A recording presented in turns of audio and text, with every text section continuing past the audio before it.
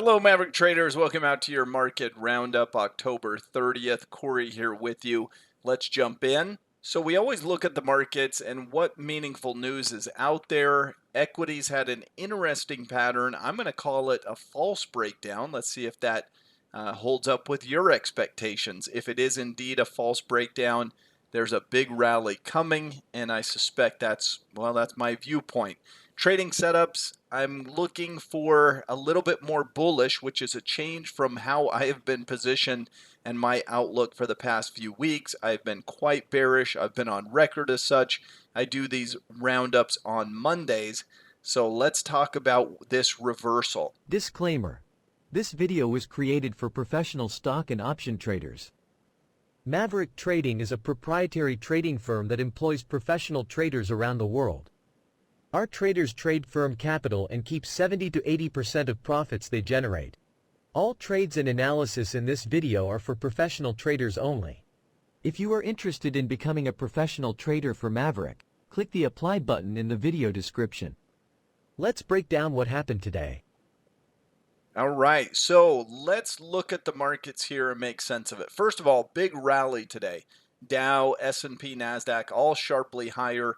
1.5% rallies. Now, oil was down big, down 3.5%. That's very, very good news for economic conditions, for the stock market generally. Not great for energy companies, but energy, the sector, is a very small percentage of the overall makeup of the S&P 500. So if you're looking at an end-of-year rally, you'd love to see oil back up. Now, Rob and I had a friendly wager. We do a year-end review, full-year forecast, and I was on record saying I thought oil would be up this year. He said down. I've been right for most of the year. Watch us get an end-of-year sell-off, and he's right at the end of the year. That certainly can happen, and that's the thing is our bet is not done until December 31st, until the year is finished. Now, daily news, GM reached a tentative deal with the UAW and stop those strikes, get back to work. Pentagon announced a $1.3 billion deal for defense with Northrop Grumman, and President Biden announced a $1.3 billion electric grid. So there's still stimulus, there's still economic activity happening.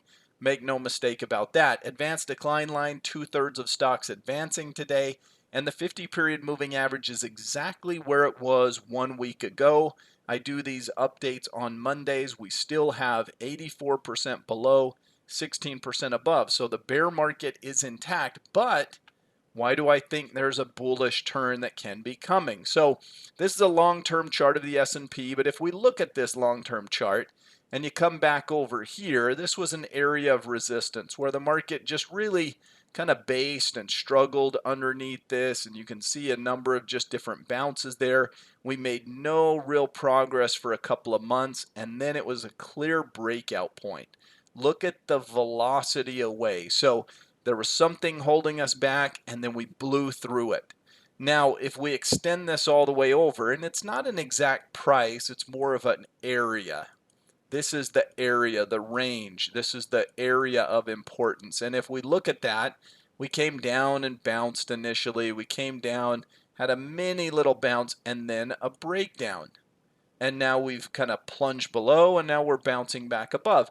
Technically, you'd say, well, support has been broken. This is really bearish and bad. I actually think it's going to be the other way around. Sometimes you get false moves. You get false breakouts or breakdowns. Basically, something that lacks follow through and lacks enough pressure to continue to push things further. So, in order for this to be a breakdown, there's got to be more selling coming in the coming weeks. People have to be willing to just dump their stocks, and continue to push us below this. Otherwise, it's just a plunge below support that basically triggers those stop losses, shakes out the weak hands, and then we go right back above. And then what do? Well, now it's rallying. Well, support didn't really break down. It was a false move, and they come piling back in. And that's exactly how I think seasonally we're setting up. The S&P 500 is still up year to date. We're still having a decent year in equities. And late in the year, you get year-end rally, chase for performance, fund managers that are underperforming, they'll lose their job if they underperform by too much. So as the market goes higher, they can't afford to watch the market go without them. I think this is about the period. Usually it's around Halloween. The old sell in May and go away means that you come back in Halloween and there's that end of year rally. The majority of stock market returns are made from October 31st through May of the next year. And then you sell in May and go away through those summer months, and especially stay away through September, October period, because that's the worst 2 month period seasonally for equities. And it was really bad this year as well. But we're right at that spot where we should come bouncing back and bouncing back aggressively. Look at the QQQ. Again, a breakdown. Do we just continue to plunge? Is this the breakdown that just, hey, it's bon voyage, away we go to the downside the rest of this year into next year? I tend to think we're going to have a correction all the way back up here. That there's going to be another 5% or so rally. Now, it may be, in the grand scheme of things, just a rally within a bear market. But imagine you get back up here to this downtrend line.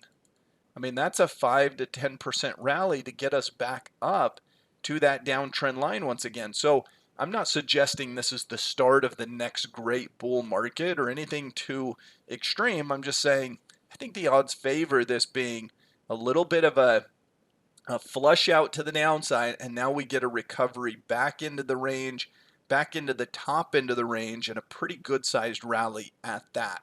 Now, as we look at various sectors and areas of interest, Tesla was all about the news. Tesla had been bouncing and then gave that up this week. But the things that have been beaten down, I mean, UPS and FedEx, we'd been bearish and highlighting bearish trade. They've come screaming back today. The financials, very much in the green. The always important large cap tech. Really, you've got more red in energy, and that makes sense. Oil's down big. You've got some healthcare where there's certainly some weakness, but overall, pretty green, and I expect that to be more green than red, let's say, over the next couple of weeks. So I'm going to highlight some areas. I've been on record pretty pessimistic the past few weeks, continually saying that this is a bear market, that we're likely to break out of these indecisive periods to the downside. I'm 180 from that. I think there's a rally coming over the next few weeks. And it's not so much technical as it is just a combination of things. Now, I think you could have a balanced book, but I wouldn't be, let me put it this way, I wouldn't be aggressively, massively bearish into this. We got a Fed meeting on Wednesday. We got non-farm payrolls on Friday. I don't think it makes sense to be aggressively bearish, and time will tell which way this market's going to go. But look at things like Berkshire Hathaway, a key component to the broader markets and investment psyche, and this is a long-term chart. Now, back in here, I remember saying I love Berkshire because I think it'll get back up to those highs and highlighting this big resistance zone and saying, hey, we're going to go back up there. But really all it is this big cup pattern. It wasn't that big of a thing to say, I think we're going back up to those highs. I think that was very favorable setup that we would work our way higher in those months back up to those highs. Now, we had a false breakout. See that little plunge above and then plunge right back below, or spike above, plunge below. But really, to me, this is the first time, this is the retest, and then this is the subsequent drop. And if we do the math on this, resistance is just up above 360. I'm just going to call it 360 or so. Support is down here at 260. That's a cup pattern of 100 points. The handle in a cup and handle should usually be about 30% of the size of the cup. Well, that's simple. 30% of 100 is 30. Look at, we should back up to about 330 from this 360 zone. That's exactly where we went. And now I think we work our way back up. So we're in the 330s. I think we're going back up to 360, 370, and frankly, I even think we're going to go through that to 380, 390, and so forth. Big picture, but in the short term, set some higher targets. Berkshire Hathaway, BRK.B, headed towards 350, then towards 360. It won't go there in the next week, but it'll go there over the next couple of months is my viewpoint. So big long-term cup and handle. GDX, this is gold miners. I still think that in the commodity space, gold and some of those areas are of most interest. See the little mini cup and handle. The bigger plunge, the more shallow plunge. I would expect GDX to go up and through here. So if we say resistance is at 30 and the size of the cup here is about $2, that would set an upside target of 32 over the next couple of months. And again, I think that's where we're headed. Now on the bearish side, some of the things that have been bearish, you've got to continue to look bearish. I had for quite some time energy on the neutral list, but I was shorting things like the solar stocks. Well, energy looks bad to me. That's not the sector that I would want to be in. The generals, the leadership of energy like CVX and Exxon and these names have given up their outperformance and have really started to plunge. And then these weaker areas, these like alternative energy areas, like for solar, have been left for dead. They've been downtrending for months. They've had consolidations and then they just continue to break down. So FSLR, it's been a favorite of ours on the bearish list. ExxonMobil, this is a large cap, mega cap energy name. I suspect it's going to go through support levels. So I am not neutral on energy any longer. And again, you can see these patterns. So look at this from the standpoint of support. So let's just drag this over. Here's this big long-term support level.